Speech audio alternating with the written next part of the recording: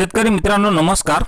हवामान खात्याच्या अंदाजानुसार आज रात्रीला आणि उद्या उत्तर कोकण, दक्षिण मध्य महाराष्ट्र, मराठवाडा आणि विदर्भातील काही जिल्ह्यांमध्ये तुरळक ठिकाणी विजांच्या कडकडाटासह आणि सोसाट्याच्या वाऱ्यासह पावसाची शक्यता वर्तवण्यात आलेली आहे।